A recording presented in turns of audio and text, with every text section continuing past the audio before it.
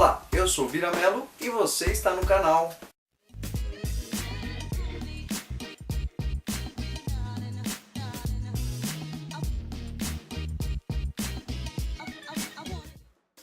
Bom, essa semana a gente andou pesquisando, na verdade já há algumas semanas.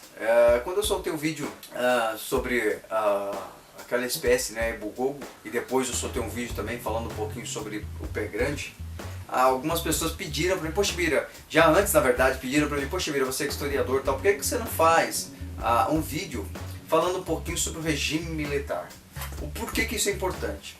É importante porque a gente vive uma época em que essas ideias se conflitam hoje. O capitalismo, né, o comunismo, né, o neocapitalismo, o neocomunismo, né, o neossocialismo e coisas desse tipo.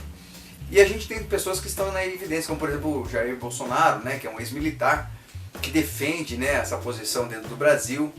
E essa posição, principalmente para a mídia televisiva, principalmente para jornalistas e coisas desse tipo, que viveram a época do regime militar, eles se assustam um pouco com isso, eles ficam um pouco agitados, mas grande parte da massa que hoje frequenta o YouTube, que conhece, né, um pouquinho dessa nova era da tecnologia, da acessibilidade, essas pessoas não conhecem o que foi o regime militar e muitas vezes são influenciadas por essas pessoas que viveram nesse tempo. E geralmente, se você encontra um esquerdista, ele vai falar muito mal do regime militar, né? Assim como os da direita também têm um apreço pelo regime militar, na verdade, né? Também, mas eles têm um apreço diferente dos da esquerda.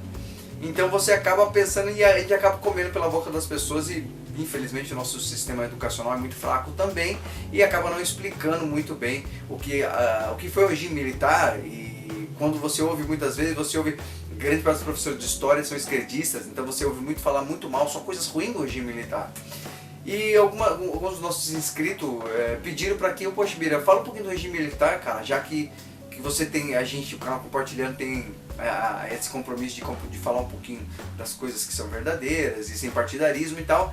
E eu falei, poxa, que legal, cara, acho que vou fazer isso. Eu nasci em 1980, o regime militar estava em vigor, mas eu era muito criança quando acabou. Então eu falei, poxa, eu vou um pouquinho mais atrás, vou atrás das minhas fontes, vou ler algumas coisas, tanto da direita quanto da esquerda, vou conversar com as pessoas que viveram naquela época, conversar com militares, pessoas que não são militares, e entender o que eles pensam para que eu possa fazer esse vídeo. Nesse vídeo eu vou compartilhar um pouco do regime militar. Já quero dizer para você que não expressarei a minha opinião, vou procurar ser o mais imparcial possível, apenas trazendo tanto pontos bons que teve o regime militar como pontos ruins. E aí você que não conhece, você que nasceu bem depois, você que é bem jovem ainda e que não tem nem noção do que significa isso, então eu acredito que eu vou te ajudar a tirar, ou você na verdade escolher um lado, entender e poder decidir. Muitas vezes, se de repente acontece algo do tipo, você poder decidir com consciência e ver de repente algo diferente que possa melhorar ou possa fazer com que o nosso Brasil se torne um Brasil bem melhor, né? Então esse é o objetivo de eu fazer esse vídeo, atendendo aos pedidos de nossos amigos inscritos aí. Se você procurar nos comentários, você vai ver que eles pediram isso. Eu espero cooperar com isso. Não, volto a dizer, não quero ser partidarista e não serei, e procurarei não ser, né? Não como eu vi alguns canais aí ultimamente, tem um canal até que eu acho que dei muita risada, ele falando sobre o regime militar, e ele diz, eu não quero ser partidarista, mas o regime militar na verdade foi um regime opressor e não sei o que lá. Eu falei, legal, agora vou esperar a parte boa. E não tinha parte boa, mas ele acabou sendo partidarista, sem mesmo dizendo que ele não seria. Nosso objetivo é, na verdade, não ser partidarista e trazer uma ideia limpa, um conhecimento limpo, o mais limpo possível. Não vai ser algo muito longo, teria muitas coisas para se falar, mas os melhores pontos, os pontos mais importantes, a gente vai querer dizer aqui. Beleza? Vamos começar então? Como começou o regime militar? No dia 3 de outubro de 1960, houveram no Brasil as eleições presidenciais, tá? Eu não sei se você sabe, mas naquela época algumas coisas eram diferentes. Nós votávamos pelo presidente da República, e depois teria uma outra eleição para votar para o vice-presidente. Não é como hoje, por exemplo, que fazem parcerias, então o presidente já traz consigo um vice-presidente, que é o que, né, que na verdade teve uma amizadinha por fora, tiveram negócios por fora ou acordos por fora. Por exemplo, Dilma teve o Temer. O Temer não é do partido da Dilma, né, mas ele foi o segundo dela, e depois teve toda aquela história de que ele traiu ela e tal, mas tinham parcerias que eram feitas, na verdade hoje tem parcerias, na época não era assim, o povo votava para presidente, né, e depois eles votavam para o vice-presidente. Então o que acontecia? Muitas vezes você tinha, você como presidente, você tinha um segundo que não era do teu partido, não falava a tua língua, e se você saísse, fatalmente ele assumiria o Brasil ou a presidência da República de forma interina. Eu não sei se isso é bom, você já pode tirar suas conclusões pensando um pouquinho sobre isso. Já é algo interessante a se pensar. Mas era algo que acontecia. E naquela época houve as eleições e ali nós tivemos uma disputa entre Jânio Quadros, o General Lacerda e Adhemar de Barros. Esses três disputavam a presidência naquela época, em 1960, onde dos três, Jânio Quadros foi eleito com 48% dos votos naquela época. O Jânio Quadros, se eu não me engano, ele era do PTN, né? E ele foi eleito ali como presidente da República com uma totalidade de 48% dos votos. Porém, Jânio Quadros, ele apenas governou o Brasil por 7 meses. Ele governou até o dia 21 de agosto de 1961. E aí você me pergunta, por que um cara presidiu tão pouco? Jânio Quadros, ele era bem esperto, né? Ele tinha algumas estratégias e tal. E ele mexia muito com a ideia emocional. Sabe aquela historinha de você dizer assim, por exemplo... Não, gente, eu realmente sou péssimo. Eu sou muito ruim, coloca o melhor no meu lugar. Aí todo mundo fica encarecido com você e diz, puxa vida, o cara é humilde, né, cara? Vamos apoiar ele.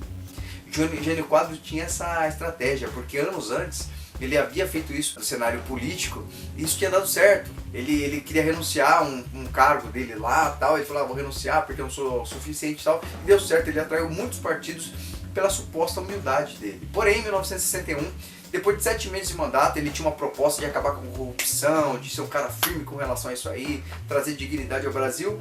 Porém, Jânio Quadros, ele focou mais, por exemplo, ele proibiu lançar perfume, né, o uso de drogas e outros tipos de coisas que na época era muito utilizado. Ele partiu para o lado da moral do país.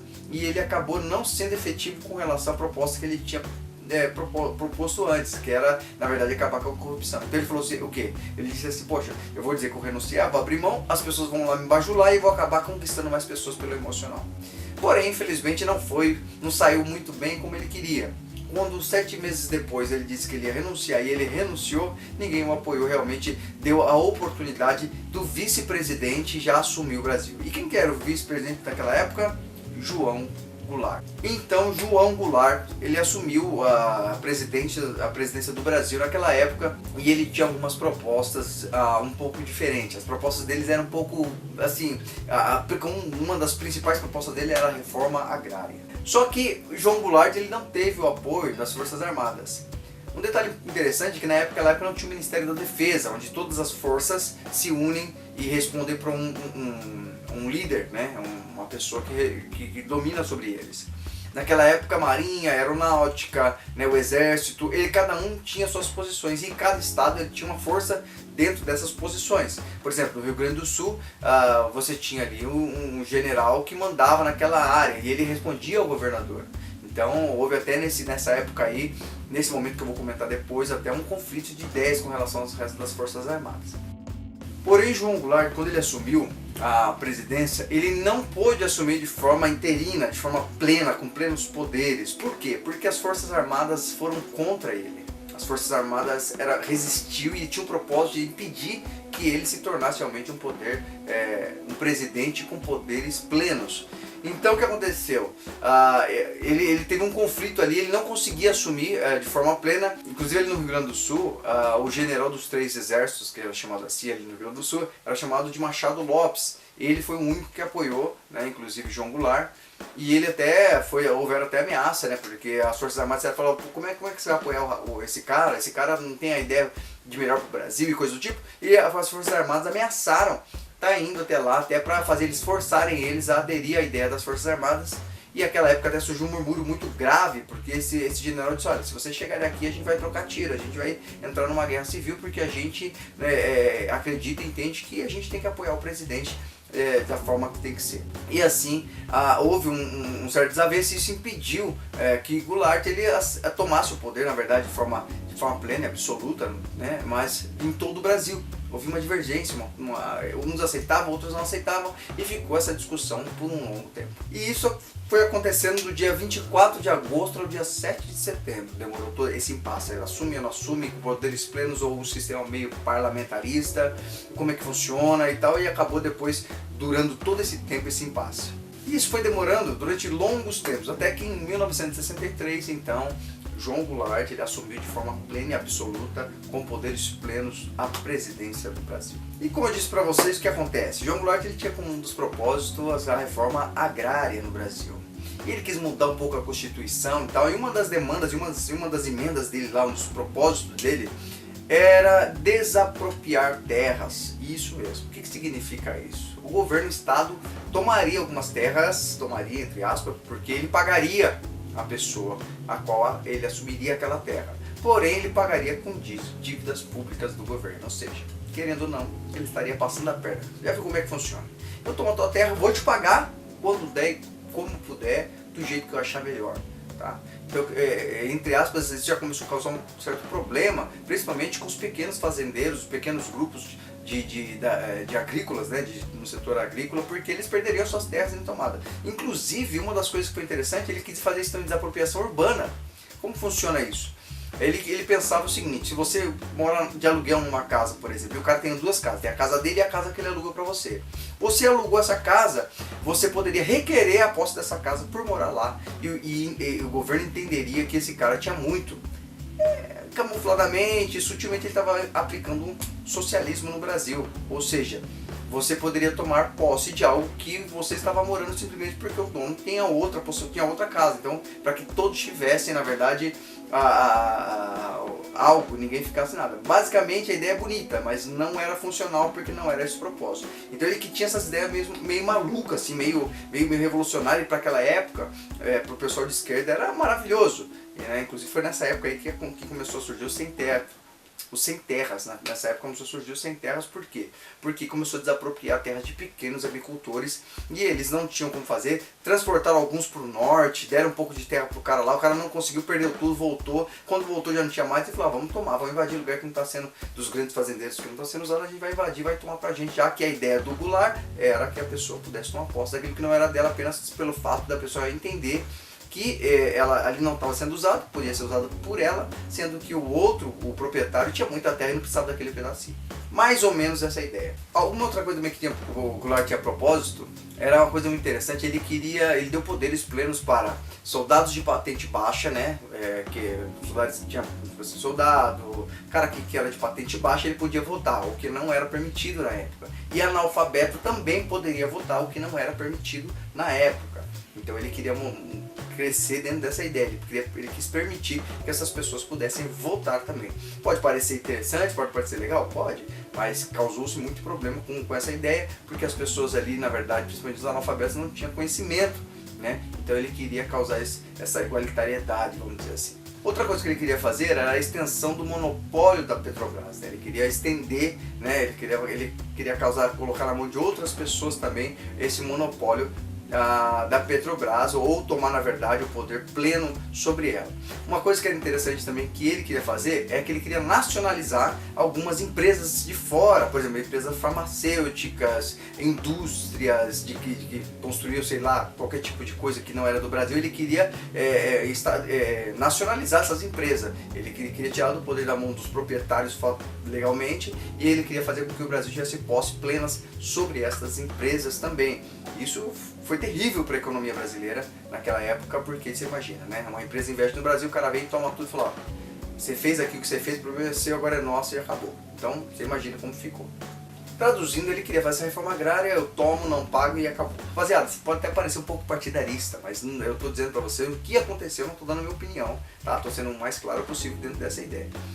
Goulart, ele tinha essa ideia meio, quem conhece um pouco sobre comunismo, socialismo, entende mais ou menos que ele estava partindo para essa ideia. Ele queria que o Brasil se tornasse isso. Então, ele queria, mas era um pouco desleal, porque como eu tomo as coisas das pessoas, né, e não dou em troca, ou a pessoa tem herança, a pessoa trabalhou para ter aquilo, então ele queria, na verdade, dar essa mudada, e isso começou a causar muitas paralisações, greves, e houve um colapso geral na nação, porque começaram a entrar em conflito. Então a indústria falando, já que estão querendo tomar minha empresa, eu não vou te pagar. Aí o cara fala, pô, mas eu estou pai de família, preciso desse dinheiro trabalhando aqui. Então começou a surgir muitas greves e paralisações por conta disso, no ramo industrial e outras áreas também. Em 58 a gente teve 31 greves, era mais ou menos, e 80% dessas greves era feita no setor privado.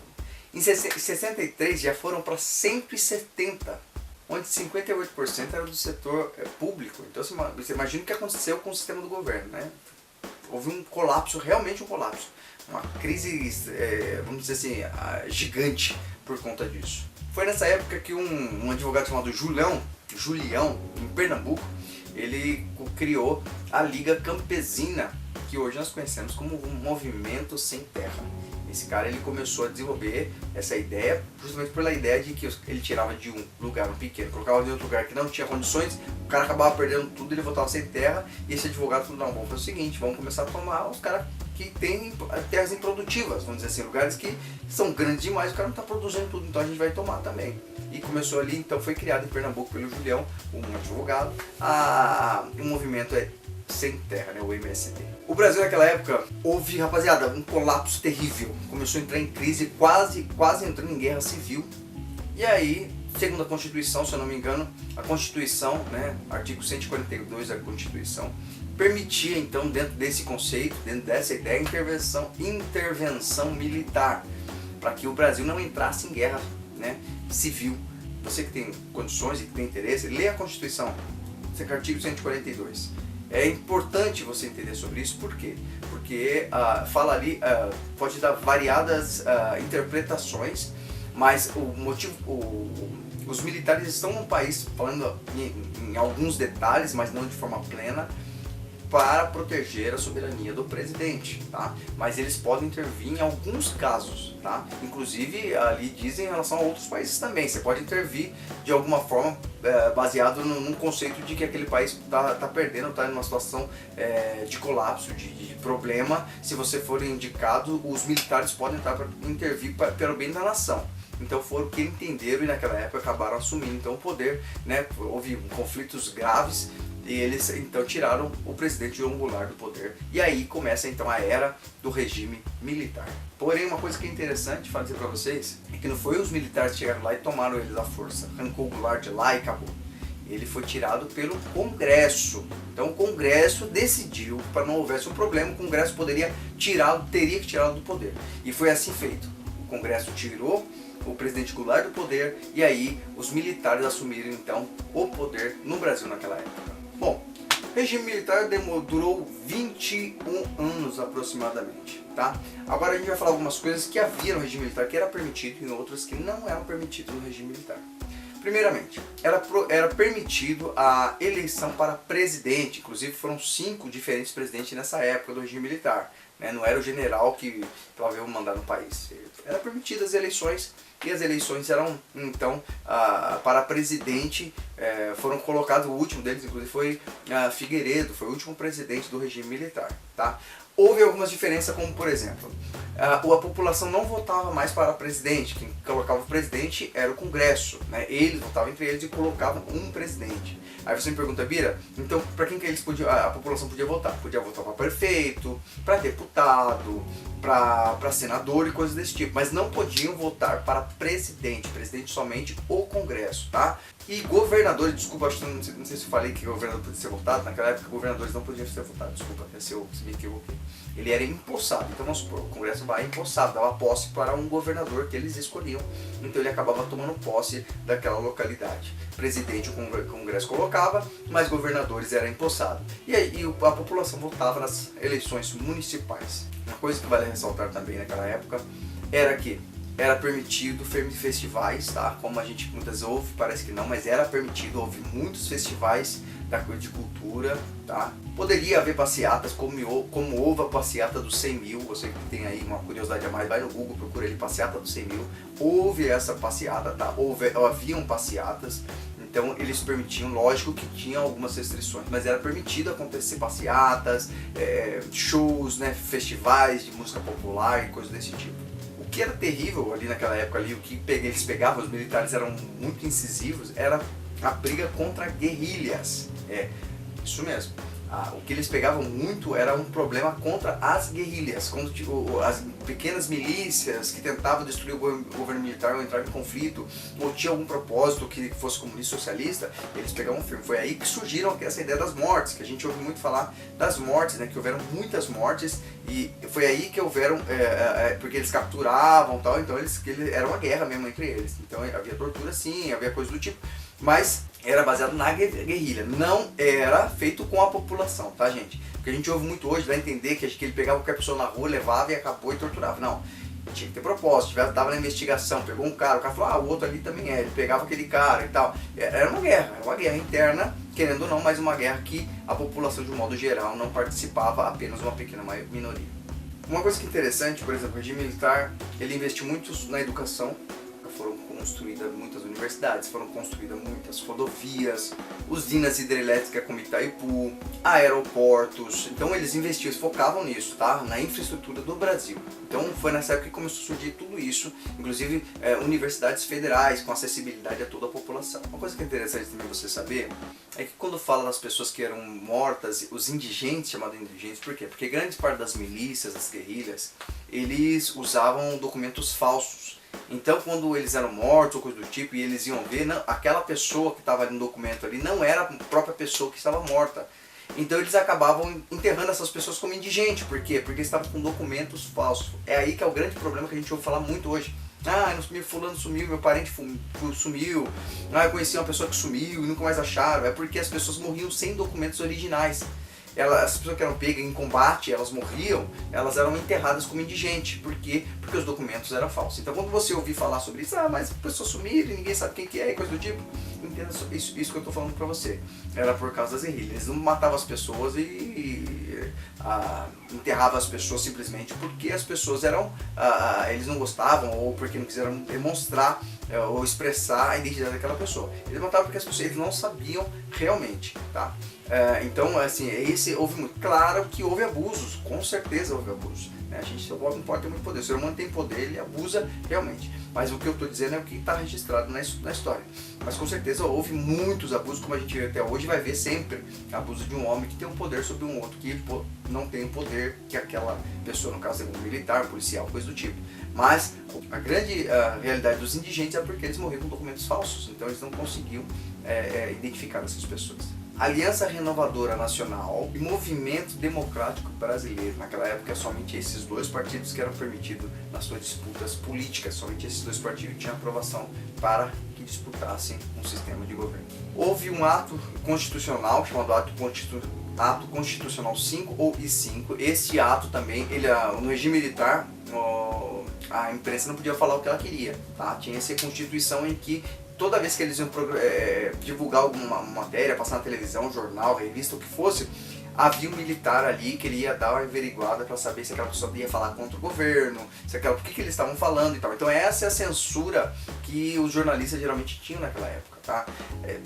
E pensando bem, hoje também a imprensa não é livre, né? A gente vê a imprensa tem uma falsa liberdade, porque toda matéria que você vê, coisa que você vê em jornal, revista, infelizmente tem um fundinho ali, no fundo ali tem uma intervenção política. Eles não falam o que eles querem, ou eles falam o que compraram para eles falar, o que pagaram para que eles falassem, ou falam porque sob pressão eles vão ter que mudar o valor. Você vê isso direto. Você assiste 2 telejornal hoje, um telejornal fala uma coisa, o outro telejornal fala de outro. Por quê? Porque a imprensa continua não livre, mas usa uma máscara de liberdade. Porém, naquela época, o Brasil foi do 50º lugar para o 7º lugar de país mais rico do mundo.